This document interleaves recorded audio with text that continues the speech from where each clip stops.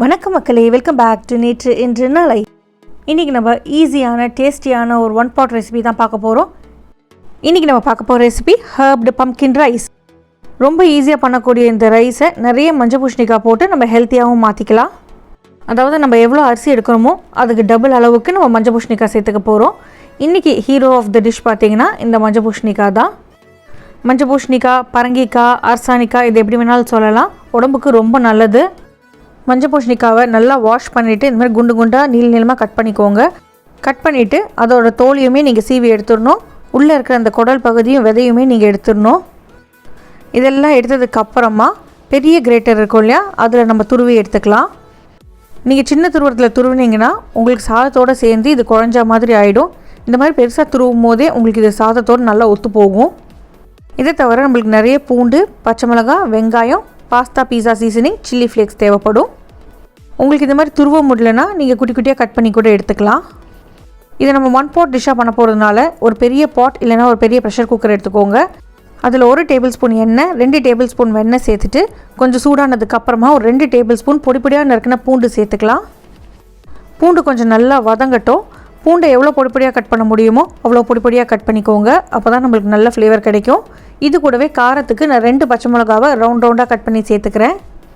இந்த டிஷ்ஷோட காரம் பார்த்திங்கன்னா பச்சை மிளகாய், சில்லி ஃப்ளேக்ஸ், உங்களுக்கு தேவைப்பட்டால் நீங்கள் பெப்பர் பவுடர் சேர்த்துக்கலாம். பூண்டு, பச்சை மிளகாய் லைட்டாக வதங்கினதுக்கப்புறமா 2 வெங்காயத்தை பொடி பொடியாக நறுக்கி சேர்த்துக்கலாம்.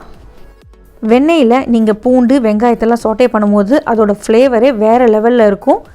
டிஷ்ஷுக்கே அமேசிங்கான டேஸ்ட் கொடுக்கும். இது வரைக்கும் நீங்கள் ட்ரை பண்ணது இல்லைன்னா கண்டிப்பாக ட்ரை பண்ணி பாருங்கள். இப்போ வெங்காயம் சீக்கிரம் வதங்கிறதுக்கு கொஞ்சமாக உப்பு சேர்த்துக்கலாம். நான் வெங்காயத்துக்கு மட்டும்தான் இப்போ உப்பு சேர்த்துருக்கேன். மொத்த டிஷ்ஷுக்குமே நம்ம அப்புறமா தண்ணியில் உப்பு சேர்க்க போகிறோம். நான் இன்றைக்கி 1.5 கப் அரிசி எடுத்திருக்கேன். அதனால 3 கப் துருவின பரங்கிக்காய் எடுத்துக்கிறேன். நம்ம எவ்வளோ அரிசி எடுக்கிறோமோ அதுக்கு இன்னொரு மடங்கு ஜாஸ்தியாக நம்ம காய் சேர்த்துக்கிட்டோன்னா நம்ம உடம்புக்கும் ரொம்ப நல்லது, டேஸ்ட்டுமே ரொம்ப நல்லாயிருக்கும். உங்களால் முடியும்னா இன்னும் கொஞ்சம் கூட நீங்கள் எக்ஸ்ட்ராவாக காய் சேர்த்துக்கலாம், தப்பே கிடையாது. துருவன மஞ்சள் பூசணிக்காவெல்லாம் சேர்த்ததுக்கப்புறம் நல்லா ஒரு தடவை கலந்து விட்டுருங்க. நீங்கள் இந்த மாதிரி சாட்டே பண்ணும்போதே உங்களுக்கு மஞ்சள் பூசணிக்காய் வெந்துடும். ஏன்னா ஒரு குவிக் குக்கிங் வெஜிடபிள் அது. எல்லாமே ப்ளெயினாக ஒரு எல்லோவாக இருந்தால் உங்களுக்கு பார்க்குறதுக்கு அவ்வளோ அப்படைசிங்காக இருக்காது. அதனால இது கூட நான் ஒரு கைப்பிடி அளவுக்கு பச்சை பட்டாணி சேர்த்துக்கிறேன். அப்பப்போ சாப்பிடும்போது அந்த க்ரீமியான பச்சை பட்டாணி நம்ம வாயில் மாட்டும் போது நம்மளுக்கு டேஸ்ட்டுமே ரொம்ப நல்லாயிருக்கும். நான் இன்றைக்கி ஃப்ரோசன் பீஸ் சேர்த்துருக்கிறதுனால ஒரு பாதி அளவுக்கு மேலே தான் சேர்த்துருக்கேன். நீங்கள் ஃப்ரெஷ் பீஸ் சேர்க்குறீங்கன்னா நீங்கள் பரங்கிக்காய் கூடவே சேர்த்துக்கோங்க. ஒரு 1/2 டீஸ்பூன் அளவுக்கு மஞ்சள் பொடி சேர்த்துக்கலாம். குக் ஆனதுக்கப்புறம் கலர் டல்லாகிடும். அதை கொஞ்சம் தூக்கி கொடுக்கறதுக்காக தான் நான் மஞ்சள் பொடி சேர்த்துருக்கேன். இந்த எண்ணெயோட மஞ்சள் பொடியை நீங்கள் சாட்டே பண்ணும்போது அதோட பச்சை வாசனையுமே சீக்கிரம் போயிடும். அடுத்ததாக உங்ககிட்ட Italian herbs, mixed herbs, pasta seasoning, பீஸா சீசனிங் எது இருந்தாலுமே அதுலேருந்து ஒரு 1.5 டேபிள் ஸ்பூன் சேர்த்துக்கோங்க. ஹர்ப்டு பம்கின் ரைஸ்னு சொல்லும் போது நம்மளுக்கு பம்கினும் ஜாஸ்தி இருக்கணும், ஹர்ப்ஸும் ஜாஸ்தி இருக்கணும். இந்த பவுடர்லேயே நம்மளுக்கு கொஞ்சம் உப்பு இருக்கும், அதனால் உப்பு கொஞ்சம் பார்த்து சேர்த்துக்கோங்க. காரத்துக்கு 1 டீஸ்பூன் அளவுக்கு ரெட் சில்லி ஃப்ளேக்ஸ் சேர்த்துக்கலாம். உங்களுக்கு நல்லா காரமாக வேணும்னா நீங்கள் ரெட் சில்லி ஃப்ளேக்ஸை இன்னும் கொஞ்சம் ஜாஸ்தியாக சேர்த்துக்கோங்க. இல்லைனா கொஞ்சம் கூடுதலாகவே நிறைய மிளகு பொடி சேர்த்துக்கலாம். பட் குழந்தைகளுக்கு பண்ணுறீங்கன்னா காரத்தை கொஞ்சம் கம்மியாக வச்சுக்கிறது நல்லது. ஒரு தடவை எல்லாத்தையும் மிக்ஸ் பண்ணி விட்டுட்டு நம்ம ஊற வச்ச அரிசியை சேர்த்துக்க போகிறோம். நான் 1.5 கப் அளவுக்கு ஊற வச்ச அரிசி சேர்த்துக்கிறேன். நான் இன்றைக்கி பச்சரிசி தான் யூஸ் பண்ண போகிறேன். நீங்கள் பச்சரிசி, பாஸ்மதி அரிசி உங்கள்கிட்ட எது இருக்கோ அதை நீங்கள் யூஸ் பண்ணிக்கலாம். அரிசியை நல்லா களைஞ்சிட்டு ஒரு 20 நிமிஷத்துக்கு ஊற வச்சுக்கோங்க. ஊற வச்ச அரிசியை நீங்கள் இந்த மாதிரி குக் பண்ணும்போது உங்களுக்கு சீக்கிரமே வெந்துடும். நீங்கள் பாஸ்மதி ரைஸ் எடுக்கிறீங்கன்னா 1க்கு 1.5 கப் தண்ணி, நீங்கள் பச்சரிசி யூஸ் பண்ணுறீங்கன்னா 2லேருந்து 2.5 கப் தண்ணி தேவைப்படும்.